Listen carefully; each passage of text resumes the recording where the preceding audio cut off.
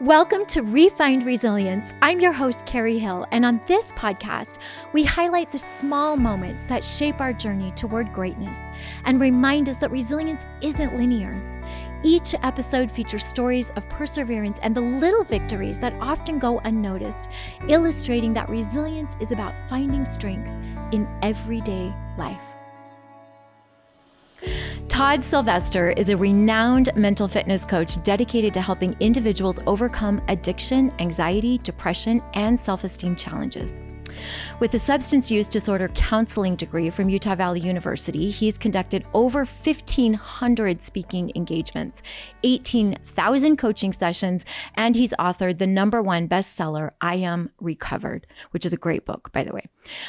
Todd inspires BeliefCast. It's a #1 podcast ranked in the top 150 global podcasts for mental health. And his unique ability to build trust and inspire change has transformed countless lives, guiding individuals toward recovery, happiness, and lasting personal growth. His story, shared in books like Simon Sinek's Find Your Why and Ganel Linkondi's The Stewardship Principle, reflects his own journey from self-hatred to hope and faith. He's also a 2024 Freedom Award honoree, and he is celebrated for promoting values of God, family, freedom, and country. Wow, Todd, I need you to write my bio. Congratulations. Thank you so much for being here and sharing some time with me. Absolutely. Yeah, you're the best. And you were on my podcast and we just hit it off and we've been instant friends. And so I appreciate all that you do. And this is an honor to be on your show. Oh, thank you. That means so much to me. It was also an honor to be on your show. It was such a beautiful conversation. You're so good at just letting people talk and just sharing what's in their heart. I just shut up and let them go. Yeah. And you're easy. I just sat back and you were just dropping bombs, man. I was like, okay, let's go. This is great. I've never been known not to fill a quiet space. Right. But I really enjoyed it. You know, it's funny about doing podcast as a guest because you tend to forget that you have so much in you that you can share. Sure. And so it's really lovely when you just have a dedicated space to be able to share some of the things that maybe you've tucked away and just forgotten about. Yeah, right. So, So speaking of that, you have done some incredible work. And I know that you've had some moments where your work is not public. Your work is very private and not only for yourself, but also for the people that you help. And your book, I Am Recovered, which is an incredible book. Thank you so much for giving it to me. And just You're welcome. Everybody knows, this is the kind of person Todd is. He sent me a handwritten note thanking me for being on his podcast, and I use it as a bookmark. So thank you. No, thank you for taking some time to read it. I appreciate love it. Yeah. So, you talk a lot about your personal experience with addiction. Yeah. And I really want to dive into that and talk about how resilience really ties into that journey because it's a nuanced, varied journey. Right. And so I'd love to hear from you.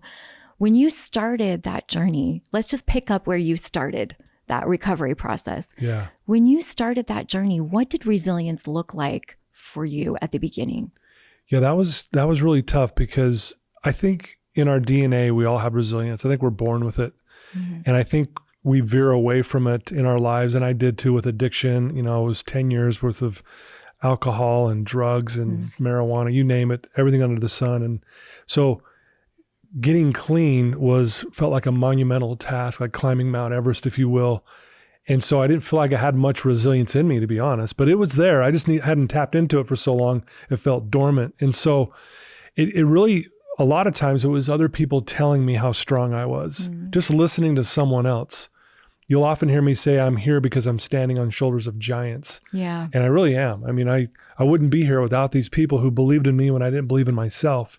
And just having someone believe in you when you are struggling, that kind of fuels some resilience in you. It starts to help you tap back into that. And then you get, a little bit of success, and then it kind of breeds more success. And so it took a minute, obviously. And I think with any kind of profound changes in our lives, it takes us being resilient and tapping into that. And I think a lot of times I see it with my clients. We forget we have it. And that's the key word, forget. We don't lose, we forget. Right. It's always there. Right. We just got to tap back into it. So it took a minute. So it really was listening to other people who had gotten to the place in their life where I wanted to be.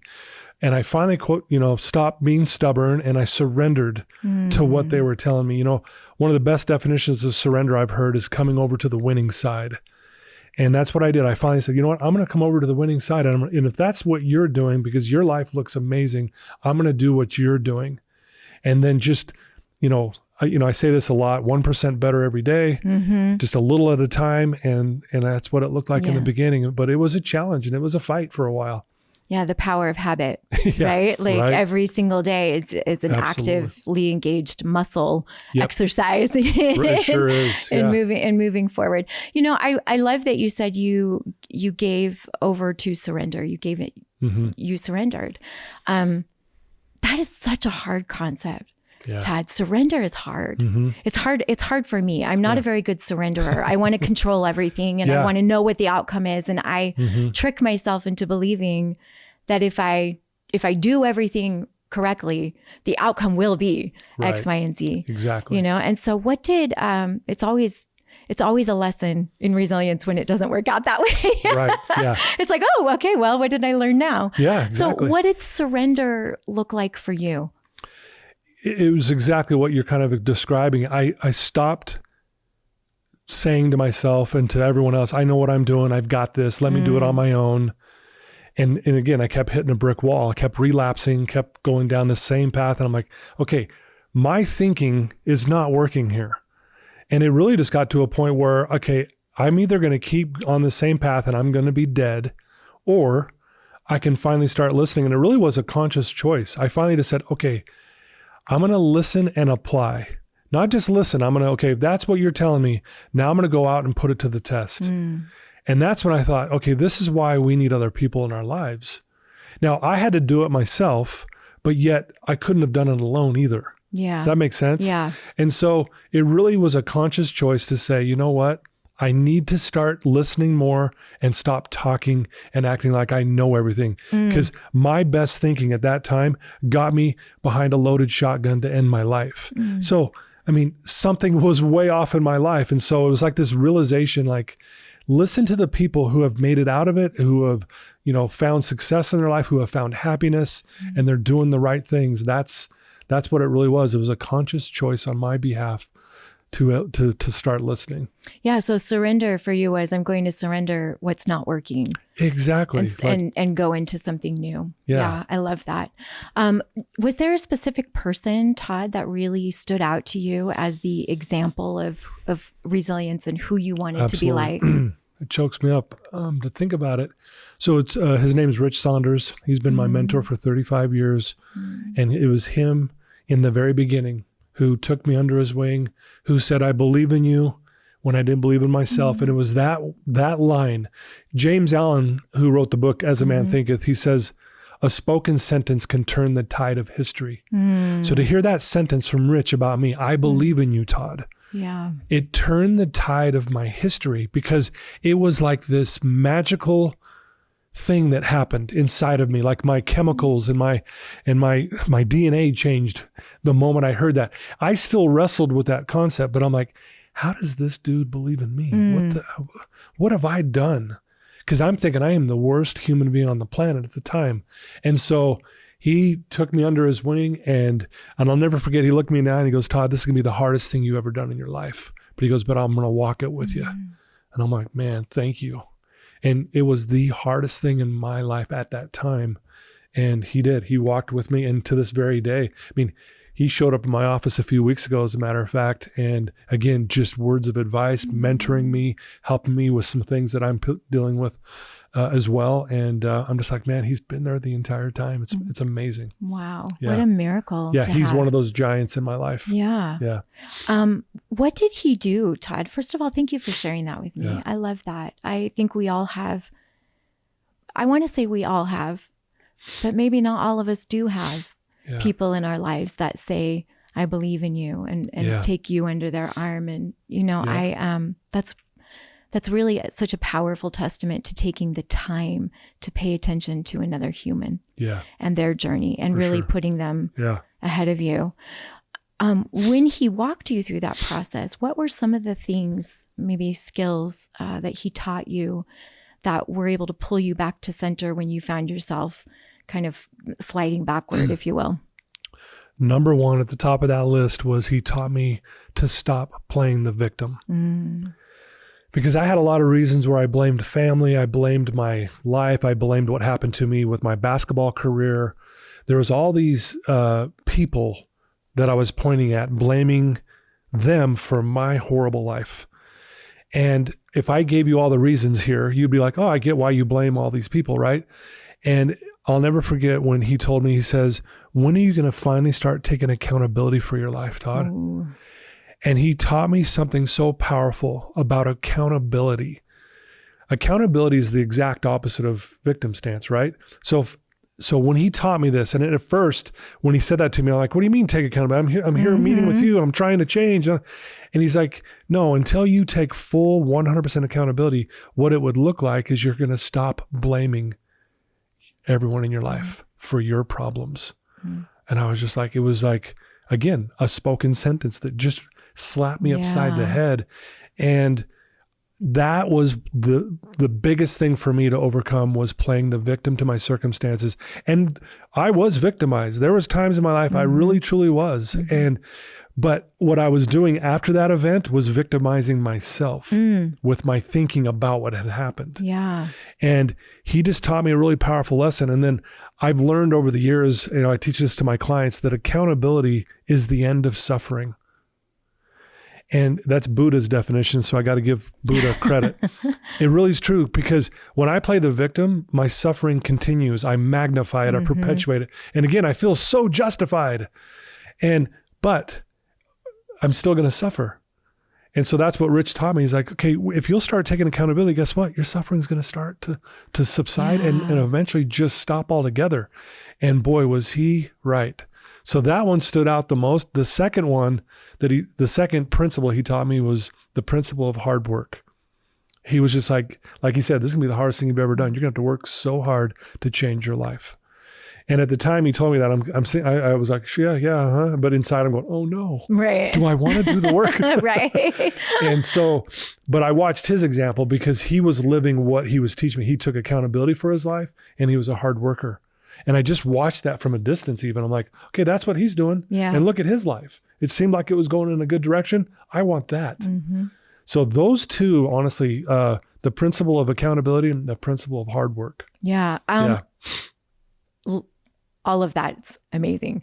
I want to highlight two things that you said. I was a victim, and then I continued to victimize myself. Yes. Wow. That is a powerful image if you think about that. Yes. So I want to dive into that for just a minute. Yeah. How, Todd, do we get stuck in that cycle of being attached to our story? How do we break out of that?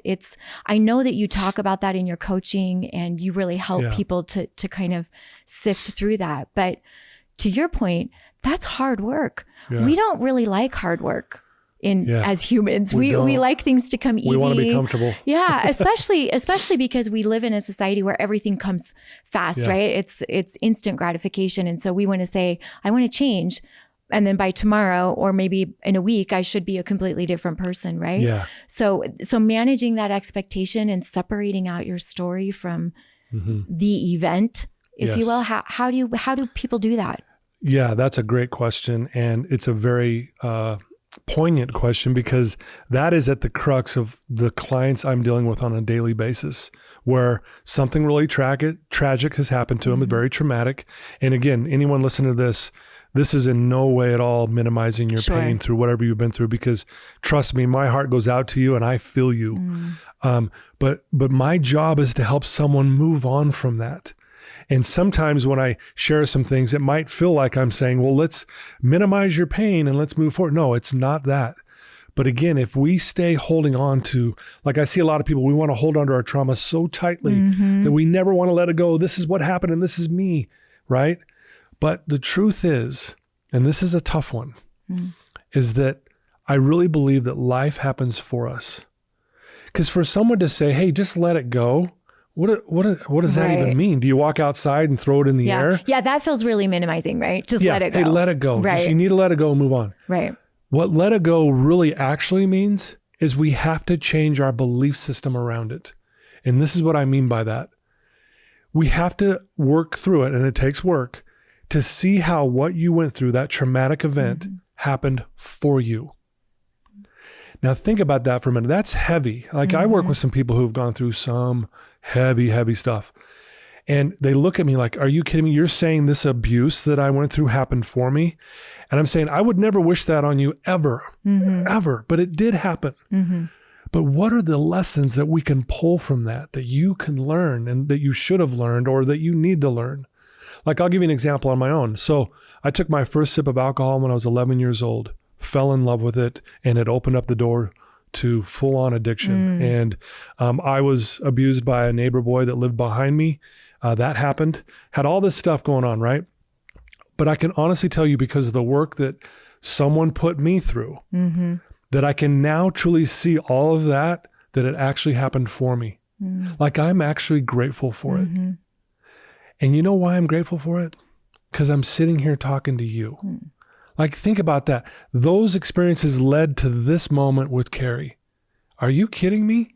Like, if I saw this, and I didn't read a book until I was in college. I never read a book. I took resource classes. I couldn't read nothing. And here you are holding a book.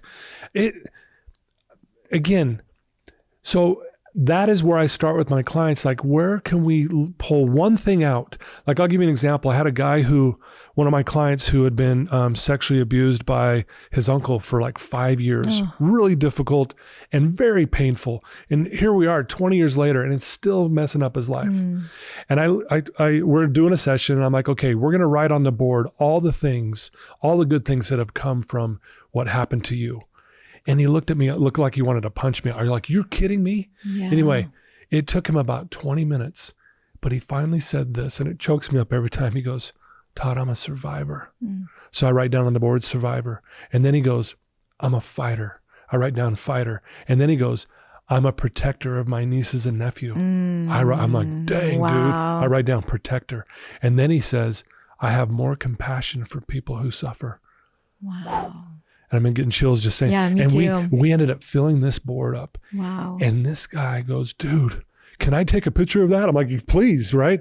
And then I had him stand up, and I go, I want you to own this. And I want you to say it like you own it. So he goes down the list, and he just said it with such power. And I said, see, I would never wish that on you ever again. And I'm sorry that you went through it, but look what you get from it.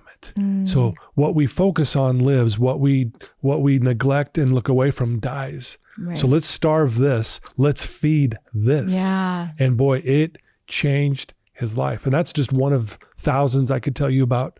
And so for the listeners who have gone through trauma and they're still wrestling with it, again, I'm not minimizing your pain. I love you, and my heart is here with you, and I'll help you. I really will. I'll walk you through this because someone walked me through my trauma. And I'm so grateful for people who know what the freak they're doing. Yeah. Well, that's so incredible. I mean, you said you have chills. I have chills still thinking about that, because what I felt in that moment, Todd, was probably just an inkling of what this person felt. It's that arm being put around you and saying, I'm literally helping you to see that you are not attached to this story. Right. Like, this is not you. It's Curtis Morley, who I know you've interviewed, Curtis talks about the difference between shame and guilt. And one says you are the choice, and the other says you made a bad choice, but you're not it. Right. Yeah. The choice is not who you are. And I love that visual in this moment of just that person being able to see, wow, who they really are. Yeah. That's so beautiful. Yeah. Yeah. And by the way, that also helps people realize you're not damaged because of what happened to you. Right. You may tell yourself a story that you're damaged, which makes perfect sense. But what I do is help them unravel that story. You're not damaged. Matter of fact, it's the wake-up call to your greatness. Yeah. Like in James Allen. Oh, I love that. The wake up call to your greatness. I love Adversity is the wake up call to our greatness. It's trying to wake us up and go, okay, it's time to rise to the occasion, and you will make it. And when you look back, you'll go, wow, that's astonishing. Yeah. That's really a powerful statement. I love that. And James Allen, which I've learned from, he's one of my heroes. I study him all the time. He says there's no power in the circumstance, just in the thoughts we put around it. So if we can change our thinking, that's the belief system we were just talked about, then we see it for good, even though it was horrible going through it. It's a game changer, and then suffering stops. Now I can take accountability. I no longer lead with my trauma. I lead with my strength and resilience. Yes. Like you're always talking about. Warrior. That's right. Let's go. I lead. I lead in my own life. Yep. I'm the leader of my own life. Like that's a powerful visual to see that. Yeah. I think separating that and for people that are listening who, are really in the thick of something right now, whatever that may be, changing those thoughts is not an easy process. It's a incremental, can be slow or can be fast, depending on how quickly you can work through that process, right? But showing people that you can think differently about the story in and of itself is such a powerful tool. Like just the awareness that you could look at your situation differently. Yeah. And that's the beauty of it, is there is an option here. And it does take work to change that thinking, but it is possible if we're willing to put in that work. And thankfully, my mentor, Rich, taught me the importance and what hard work looks like. And I can honestly say, I love working hard. I do. In the beginning, I hated it. Yeah. Like we were talking about, I'm like, oh, no one wants to do this. Right. But I realized if I really wanted to change and be more like someone like Rich, I needed to dig deep. So talk about that. What was that digging deep for you? What was the process of because this is every day you're going into this, right? And we're talking about the fact that resilience isn't linear and that it is multifaceted, and it's a challenge every day because the day looks different than yesterday, right? Yeah. So early on, obviously, all my friends partied and drank. My family parties were drinking and so one of the digging deep was I had to separate myself from my friends and unfortunately some family parties. So I really felt alone, honestly. Like I felt like I was on this deserted island by myself. And that was tougher than actually stopping the drugs and the alcohol, to be quite honest. Like literally telling my friends, there's like 15 of us from the time we were in elementary school all the way up to that time, they're my friends. They're my boys. They are my life. And I had to make a decision that if I keep hanging out, I'm just going to keep relapsing. I'm going to keep going down that road. I had to make a stand, not for them, for myself, to be able to go, I need to separate because I'm not strong enough right now. Yeah. That was brutal. I'm telling you what, that was way harder than stopping drinking or doing drugs, is being alone and making that decision to go, I'm not going out on Friday nights. I'm going to watch a blockbuster movie with my mom. I'm like, this is what my life has come to. Wow. But it was the one thing that really turned the tides. And what's so cool is those friends I'm mentioning, they're still my friends to this day. I love them. They have my back. I have their back. It took about 3 or 4 years that they realized I was serious, that I was changing my life. And every single one of them came back and said, we respect the decision that you made. I love that. Including my family. So it was almost like this redemption, if you will, years later. And it was one of those moments like, I can't believe I did it. Talk about resilience. I was just like, I can't believe I did that. Yeah. But again, it was the likes of like Rich and a few other people in my life at the time, again, who took me under their wing and were there for me when I was like, I don't think I can do this. What age did that happen? It was between the ages of 21 and 22 is when, and then it just kind of played out for a few more years even after that. But when I had my experience, ironically, at the lemonade stand, and here we are, that's where we're at today, that's when my life started to change forever. Right. Tell us a little bit about that for people that aren't familiar with it. So I was a bartender, which is not a good idea when you're trying to quit drinking. Right. Advice 101. Right. So don't do that. Anyway, as a bartender, I'd get tips from the waiters and waitresses, and I would, anyone sitting at the bar, I'd get tips from them as well. And back then we'd get a lot of change. I'd get quarters, nickels, and dimes, and I'd keep that in the cup holders of my car. And I'm meeting with my mentor weekly, and I'm trying to do the right thing, but I am struggling. And after I had this profound experience, if I jump back 8.5 months before this time I'm describing now, was when Rich reached out to me, and basically, to be honest with you, God sent him to save my life. That's when he said, I believe in you, Todd. I know you can do this kind of thing. That was 8.5 months later. I'm a bartender still. I'm struggling. I'm still relapsing. I'm still drinking. I'm still smoking pot. I'm still stealing from my parents. And I'm just a mess. But it hadn't connected yet. Yeah. I had little bits of connections, but it hadn't connected. And so anyway, it was a Saturday at this 8.5 month mark, and I'm leaving my neighborhood. It's a beautiful sunny day. And as I'm driving out of the neighborhood, out of the corner of my eye, I see this little girl selling lemonade. No big deal. Drive right on past. Don't think anything of it. And then I had this impression come over me. Hey, turn around and give her all the money in your car. I had about $40 worth of change in my cup holders. That 35 years ago, that's a lot of money. Yeah. And I'm like, oh my gosh, that would be amazing. So I flip my car around. I pull up, roll down my window. I asked this cute little 4th grade girl, hey, how much for a cup? I think she said 25 cents. I'm like, I'll take one. So she pours it, hands it to me. I set it on my dashboard, and then I tell this little girl, okay, cup your hands like this. And she's sitting there like that, and I just start scooping all this change in her hands, and she's throwing it on the table. Her eyes are getting bigger. She starts freaking out. She's like, no way, thank you so much. And she's getting emotional. I'm getting emotional. I'm like, hold on. It takes me like 10 scoops to get all this money. And the last scoop she throws on the table, and she takes off into her house. And I'm thinking she's going to go tell her parents some dude just gave her $1 million. And as I pull away, I start to cry like I've never cried before in my entire life. Have you ever cried so hard you feel like it's cleansing your soul? Yes. This was a soul cleansing cry. Yes. I have to literally park my car, and I put my face in my hands, and I just sobbed for like 30 minutes. And I just, like it was this, I could feel the pain leaving my body, if you will. And in that moment, I believed I was good. I believed that I mattered. I wanted to be clean. I wanted to make a difference in this world. I couldn't believe what I was feeling. It was more powerful than any drug I had ever experienced in my entire life. And I, at the time, and I still do, I have this all or nothing mentality, right? A lot of drug addicts do, right?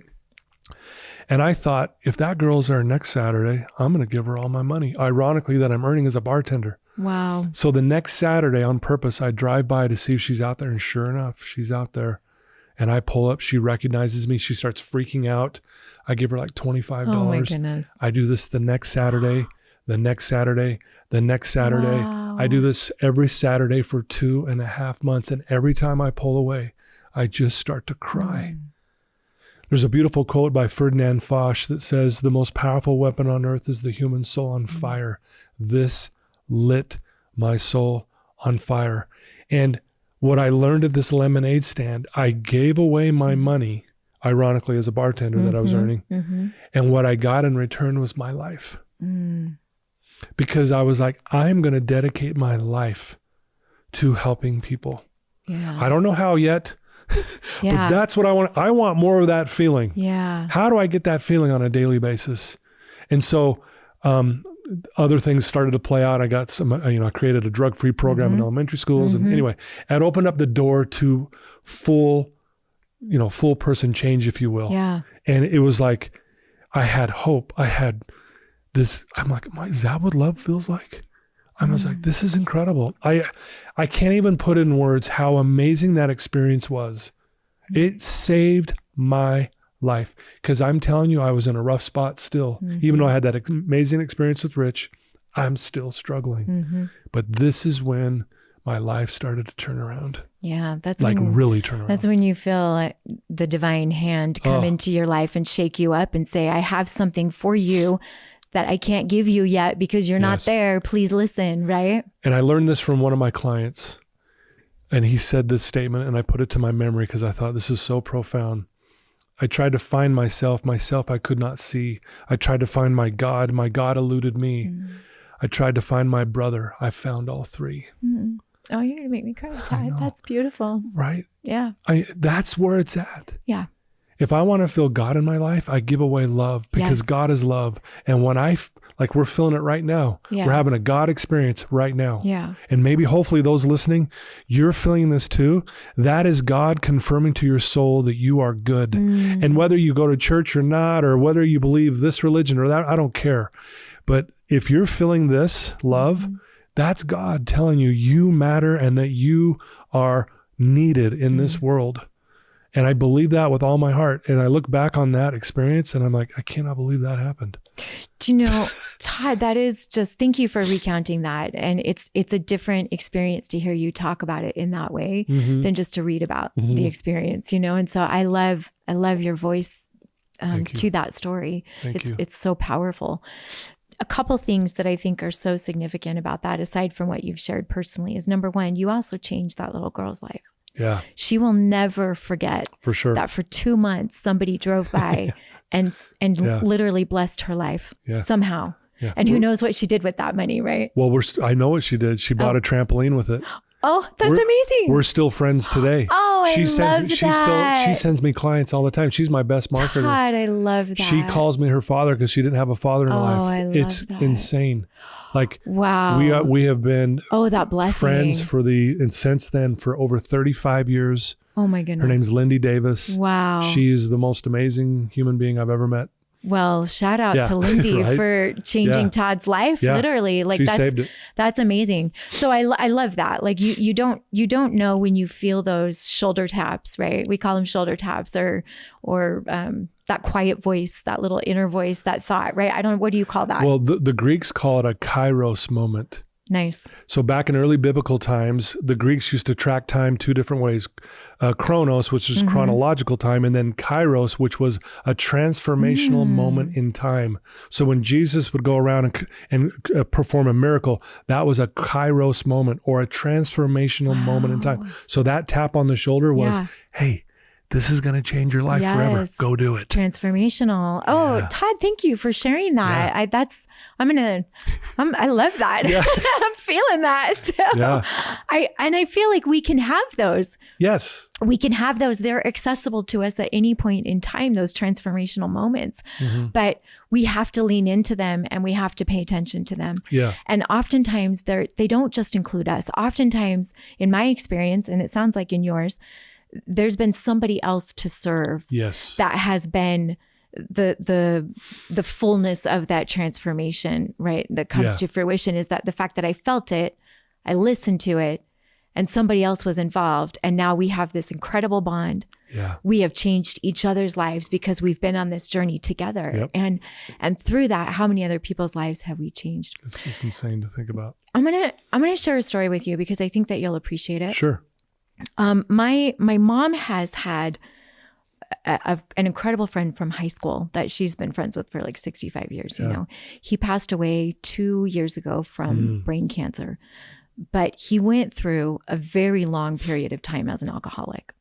And when he looked to AA to pull him through that, he was a big Harley Davidson rider. He was a big, I think I shared this with you actually in the interview that we did. I think I shared that with you. Yeah. So for those of you who didn't listen to that interview, he was a big Harley Davidson rider, and at his funeral, there was like 400 people there that he himself had transformed just in his ability to mentor and to be that support, engine for people. And I remember my dad, which is what I shared with you, but my dad came home one day and said, I wish that it makes me rethink what I'm doing in the world. And my thought to him was, but Dad, you've transformed the lives of your children just simply by being an incredible dad. Right. And so I share that because it doesn't always have to be these big monumental acts of service and transformation, right? Sometimes it's just those small moments of going to the lemonade stand and giving your money to a little girl that you had no idea was going to be your friend. Yeah. No, I love that. And I'm glad you bring that up too, because I think you're right. It doesn't have to be some grandiose thing. Like, to me, greatness is when the former alcoholic opens up his sock drawer and he finds a pint of vodka that he had hidden months before. And instead of drinking it, dumps it into the toilet. There's no one going to be there going, good job. No one's there to validate you. Yeah. That's greatness. When you're doing the right thing when no one's around, it's those small little acts. And like you said, the dad taking the daughter out to get a Frosty, an ice cream cone, whatever. Those simple little moments, though, that's greatness. Yeah. And it's being that good person, right? And whatever that looks like for you, right? It doesn't have to be some big thing. It's those small little things that can go a million miles. Yeah. Again, the power of habit. I'm just going to take one step forward to think about someone else, and again, to reference Curtis, which I love his work on nice versus kind, but on the journey to become a kind person, where does it start? It's that intentional step forward. You took that in your journey. And I love that you described that intentional step forward as I need to separate from people that are not elevating me, that are not going to support me in this way. Not because I don't love them, but because I'm on a different journey right now. Yeah. I just knew that I had to make that decision if I was really going to change and make this stick, because I wasn't strong enough at the time, Yeah. And so, How did you set that up with your friends, Todd? I'm just curious because we're, people that are listening, maybe there are some people in their life that they need to let go of or step away from. And so how did you structure that? Yeah, that was a tough one. This was before social media and cell phones. There was life before social media? There was, yeah. You couldn't text them and say, hey, I can't hang around anymore. Right. I literally sat them down and just said, hey, I can't keep coming hang out anymore. Not because, again, I reaffirmed our friendship, reaffirmed that I'm still here for you. I just can't go to the bars and the parties. And it's just, I can't do that anymore because I'm trying to turn things around. And most, if not all of them, totally were like, hey, good luck. Good for you. I understand. Had a few that kind of razzed me and jabbed me and said, we'll see if you can do this kind of thing. And again, but they, like I said, they're my friends to this very day. Matter of fact, what's so ironic too, some of these ones, I've had them as my clients now.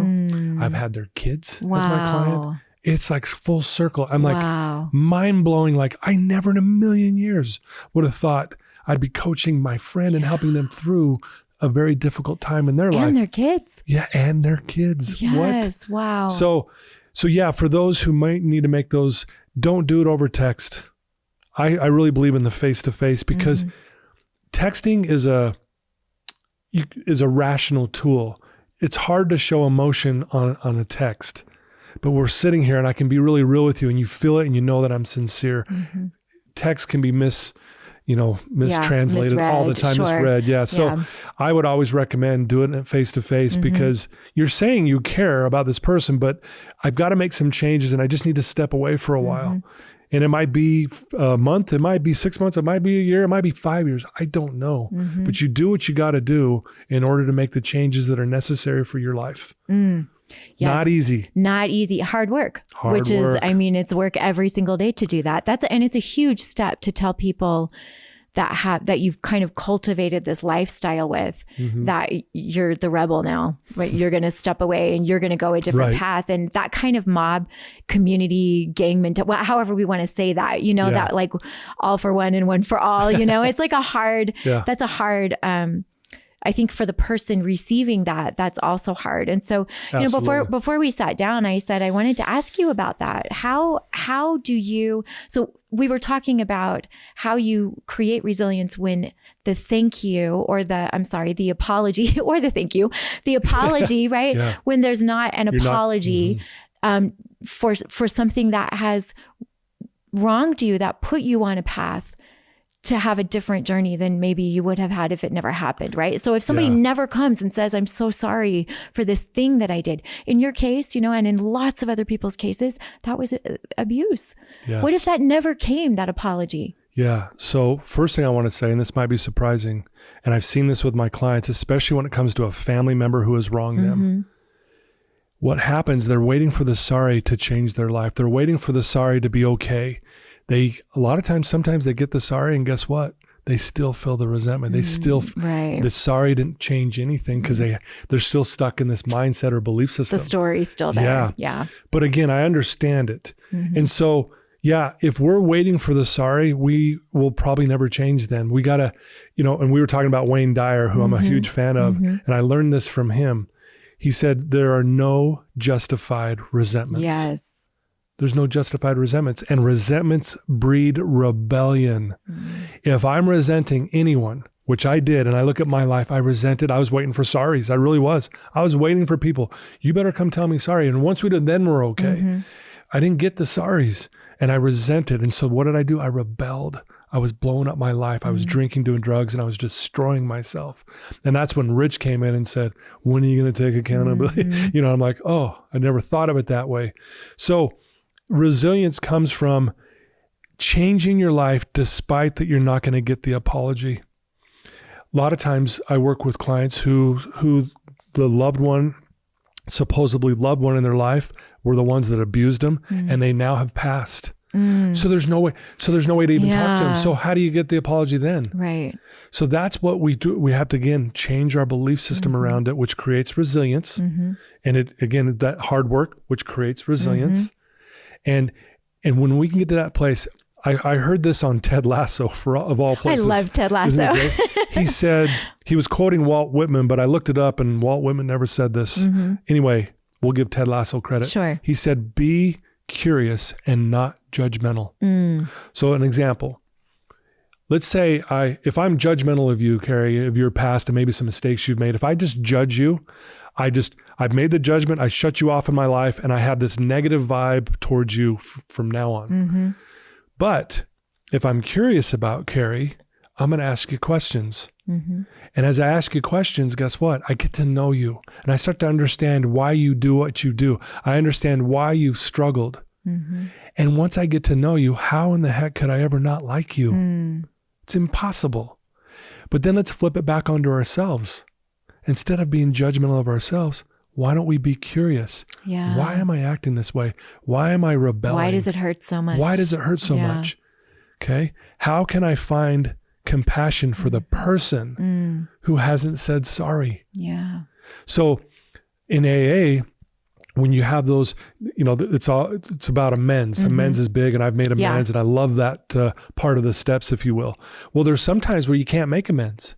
So what they do, and I love it, it's like, be the living amends. Go live an amazing life despite that you weren't able to maybe say sorry or fix this or fix that. Be the change, if you will, right? So I know it's a long answer to that question, and I know there's all kinds of different dynamics out there, but it really comes down to the person deciding, okay, do I want to wait 10 years for a sorry if it ever comes? And it may never come. Yeah. Or am I going to change my life now? And like you've heard, the best revenge is living a good life. Right. And it's true though. Yes. I can testify to that too. I think everybody listening we've all been in situations to have been hurt or have been wronged, in air quotes for those of you that aren't watching videos, right?